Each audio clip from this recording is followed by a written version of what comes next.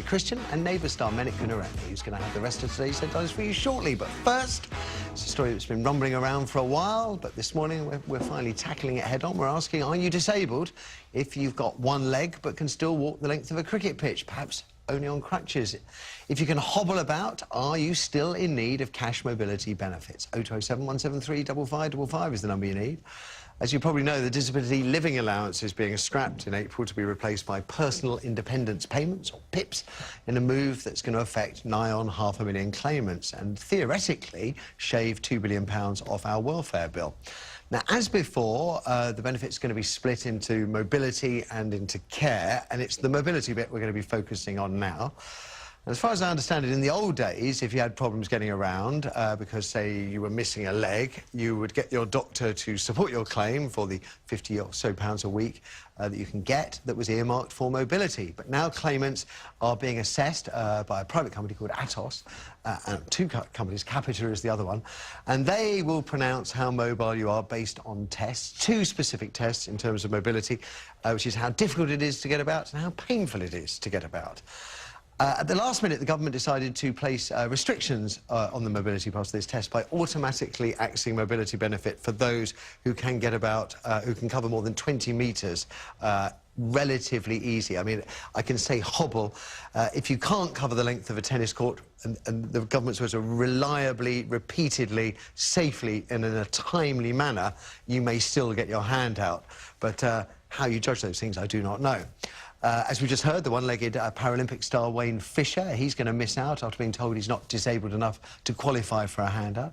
He lost his left leg as a child, but he can walk with an artificial limb and does so very well. So should he get a handout, even if, like other Paralympians, he puts the benefits towards, say, purchasing an adapted car? Now, the cost of getting your car adapted can be something like £9 grand on top of the purchase price. So that is a significant extra cost that mobile disabled people have to face. And I have a friend who suffered from polio as a child, hates being told he's disabled. He always says, I'm a wheelchair user, and to all intents and purposes, he is not disabled. He can do anything, but he needs a wheelchair. Should he still get help financially getting about?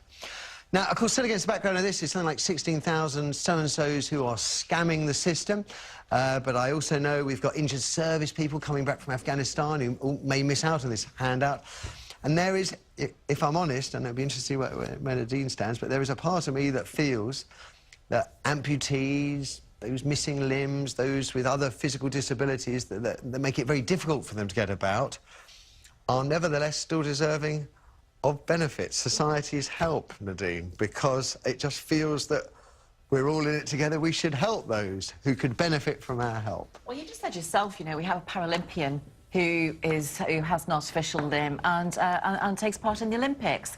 And we have... within a wheelchair. We have people who are, you know, able-bodied with all their limbs who can't perform that well. But, you know, let me tell you a story. There was a young man who came to visit me in my surgery just recently over a problem to do with his benefits, and he came in a brand-new car. And I said to him, well, how come you're in a brand-new car? And he said, I bought that on my nana's mobility.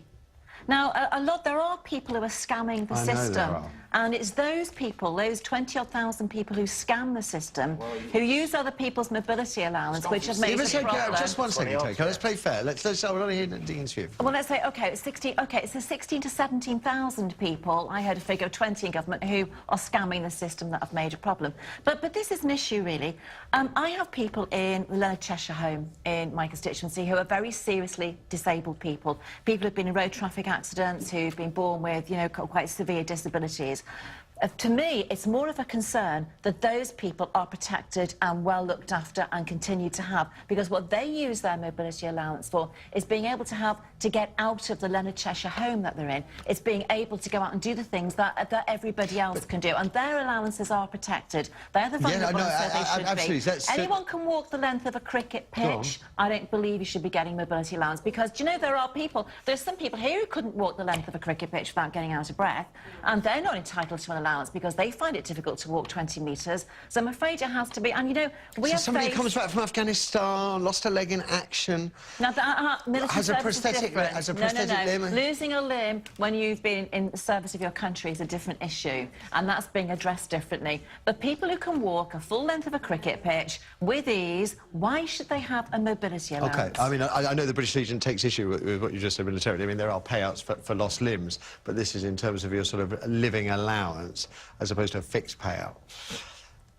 Go on then, Terry. What do you think? Right, all chip shop anecdotes aside, and sort of strange figures, whether 16,000, that's my constituency 20,000... surgery. It's not a chip shop anecdote. And some respect, Terry, please. Let's have some respect. It is humanitarian. The Dean is a serving MP. All right, so. But, you know, obviously, you know, I've done a lot of talking to politicians in the past, so this is often what comes up. Now, I think with medical science nowadays, it's marvellous, isn't it? You can have MRI scans, CAT scans and all the rest of it, and yet somehow we're now reduced to doing something that maybe the Neanderthals could do, which is see if you can walk 20 metres, right? Now, why?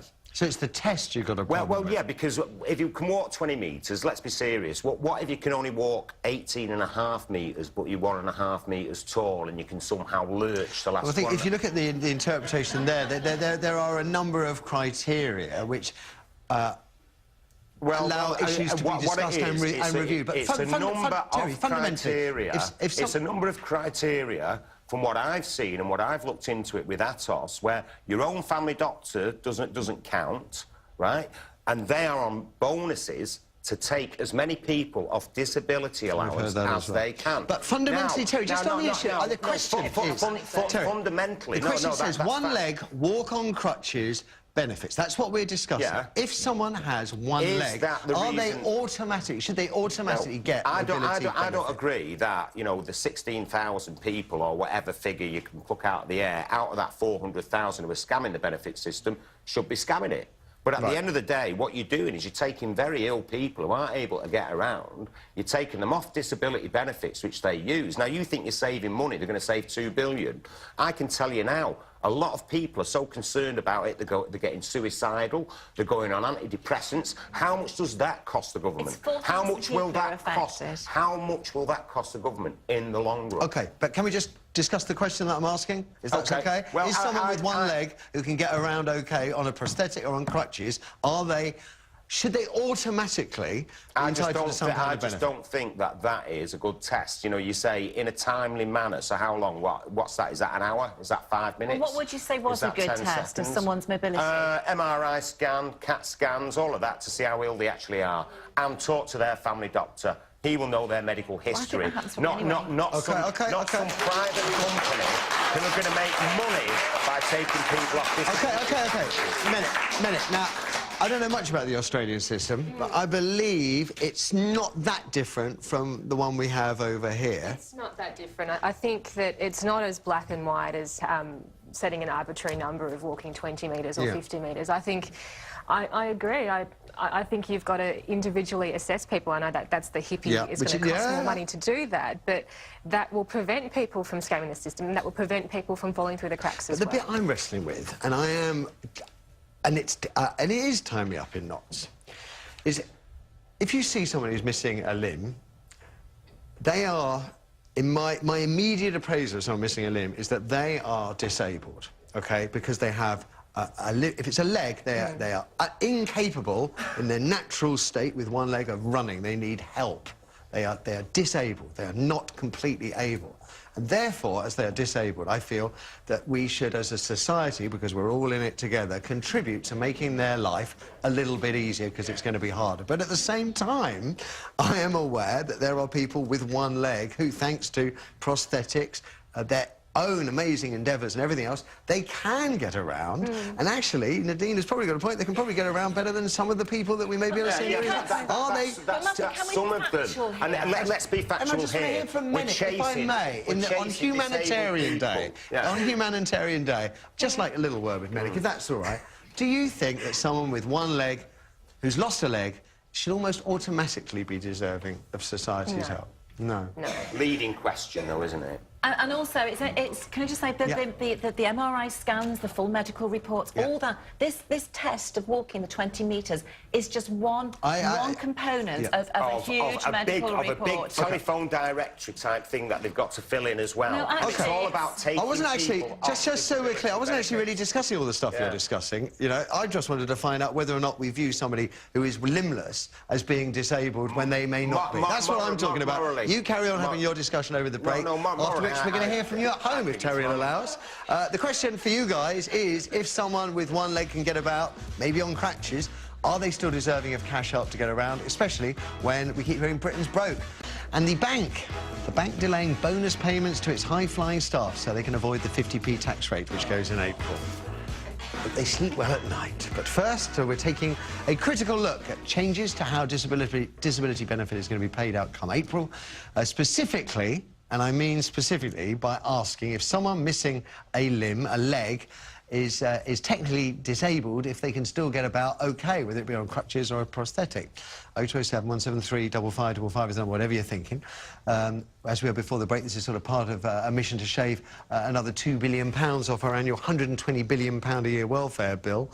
And it seems assessors have deemed that those with one leg but who can walk in relative comfort more than 20 metres, perhaps with crutches, are not worthy of the £50 a week or so mobility allowance we currently dole out.